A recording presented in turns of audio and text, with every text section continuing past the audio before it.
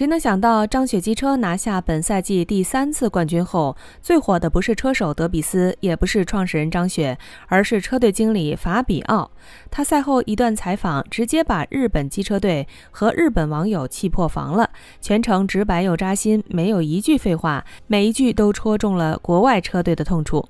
大家好，欢迎来到星球热点，国家大事从不缺席，舆论场中抽丝剥茧，聚焦独家中国资讯，点赞订阅加小铃铛，带你用不一样的视角读懂中国故事。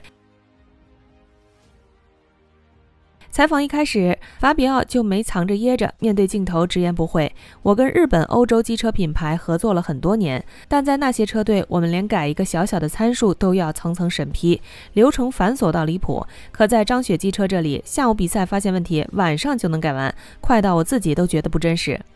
就这一句话，直接撕开了很多国外车队的遮羞布。法比奥还补刀，你以为赛车拼的是技术？其实先拼的是谁说了算。在日本、欧洲的很多车队根本没有话语权，技术路线是工厂定的，赛车调教方案是总部批的。哪怕你发现赛道上的问题，想提个修改意见，都得先走流程，排队等审批。等审批下来，比赛都结束了。他还吐槽这些国外品牌天天抱着100年体系不放，讲究稳定规范，层级分明，看似专业，实则僵化到骨子里。可赛道从来不会等你开会，等你审批，比赛每一秒都在变化，等你磨磨蹭蹭改好参数，对手早就把你甩出去好几圈了。反观张雪机车，那简直是另一个极端，没有复杂的层级，没有冗长的审批，车队能直接对接创始人张雪和核心工程师，比赛中发现哪里不对，当场就能坐下来讨论，连夜修改参数，一次改10几项都是常事。法比奥说，有时候他早上提的建议，中午就能看到调整后的效果，这种效率在他过去的职业生涯里想都不敢想。更搞笑的是，法比奥还分享了一个反差细节，在别的车队，车手和工作人员可能一辈子都见不到老板一面，老板要么在开董事会，要么在享受生活。可在张雪机车，老板张雪天天泡在车队，比工作人员还忙，甚至还有个隐藏爱好，自己也想上场比赛。别人的老板研究商业布局，他研究下一个弯道怎么过，这份接地气直接把国外车队的老板们比得一无是处。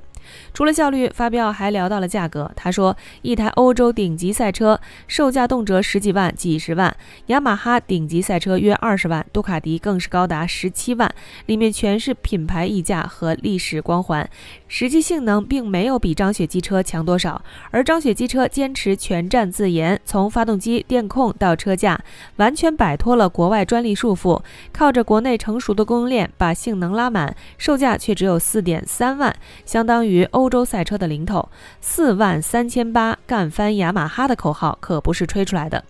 这番采访一出，外网直接炸锅，尤其是日本网友集体破防，酸评铺天盖地。有日本网友阴阳怪气地说，法比奥就是忘恩负义，2025年还带着车队给雅马哈打工，2026年就跳槽到张雪机车，靠着老东家起家，现在反过来踩一脚，变脸也太快了吧。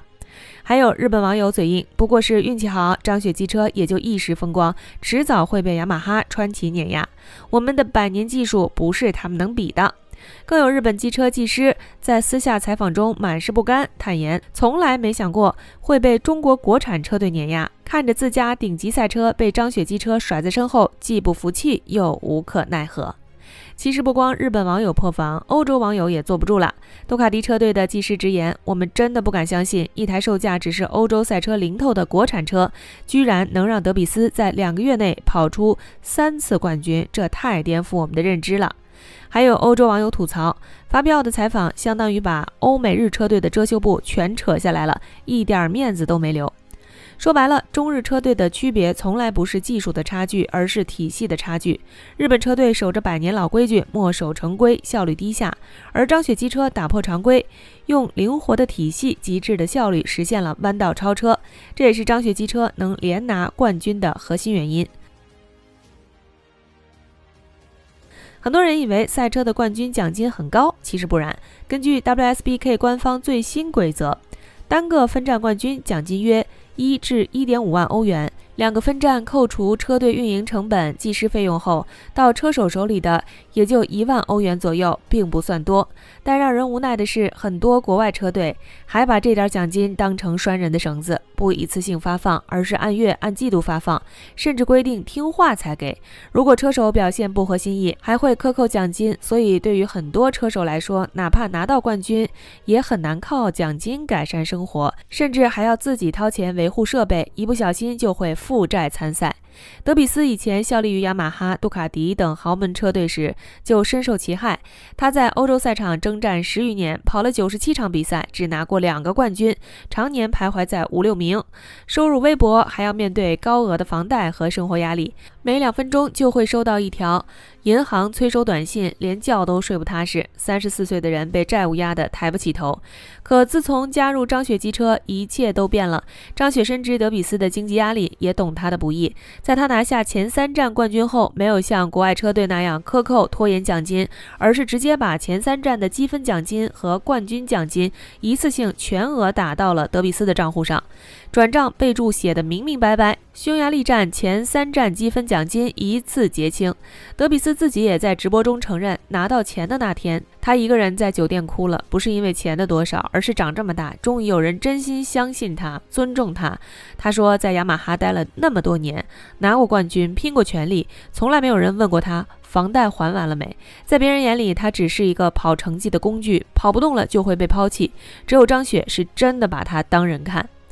更让人暖心的是，张雪还颠覆了行业老规矩，制定了极具诚意的车手福利。车手能拿到45%的赞助费分成，30%的赞助费进入奖金池。2026年的合同更给力，冠军车手每卖出1台张雪机车，还能额外提成50欧元。对于德比斯来说，这根本不是打工，而是给自己干。他再也不用为了生计发愁，只用专注把车开到极限。现在的德比斯不仅还清了房贷，还收获了荣誉、知名度和上百万的粉丝，而这一切都让同场车手羡慕不已。其中最让人心疼的就是钱江3号车手德罗萨。在德比斯拿下本赛季第3次冠军后，两人碰面时，德罗萨脸上满是羡慕和渴望，没有不满，只有一声无奈的叹息。熟悉 WSBK 的朋友都知道，德罗萨常年参赛，却基本没拿到过什么好名次。而在全球机车竞技圈，30岁以上就算老将，没有成绩就会被立马踢出局。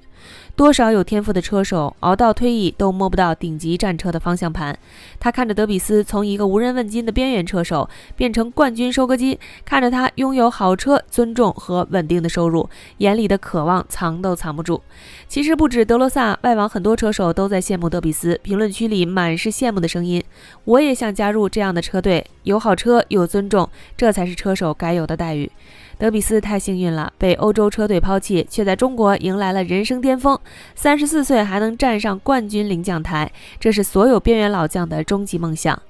网友们对德比斯的评价更是戳心又真实。有网友说，德比斯的逆袭从来不是运气，是张雪给了他机会，是他自己拼出来的。一个被世界放弃的车手遇到一个懂他的老板，彼此成全，这才是最动人的故事。还有网友感慨，以前嘲笑德比斯自毁前程，放弃欧洲豪门车队，跳槽到中国的小众品牌，现在才发现他才是最清醒的人。在欧洲他是工具人，在中国他是核心，是被尊重的冠军，这份差距就是最现实的冷暖。也有网友看透了本质，德比斯赢的不只是冠军，更是尊严和自由。他以前骑车是为银行跑，为生计跑，现在骑车是为自己跑，为热爱跑，这份转变比任何冠军奖杯都珍贵。如今的德比斯，客厅里最珍贵的不是冠军奖杯，而是那张房贷注销合同。他再也不用每隔2分钟看一次手机，不用被催收短信困扰。他会在夺冠后特意给张雪留一口香槟。这份互相尊重、互相成就的情谊，在满是算计的竞技圈里显得格外珍贵。34岁的德比斯用逆袭告诉我们，哪怕身处低谷，哪怕被世界抛弃，只要遇到一个懂你的人，只要不放弃热爱，就一定能迎来人生的第二春。而张雪和德比斯的故事也告诉我们，最好的合作从来不是互相利用，而是彼此成全，是你给我机会，我给你荣光。好了，今天的内容到这里就结束了。如果你喜欢小编的影片，还请大家多多点赞转发，让更多的人一起见证中国进步。关注我的频道，这样既能回顾往期视频，又不会错过之后的精彩内容。那我们下期节目不见不散。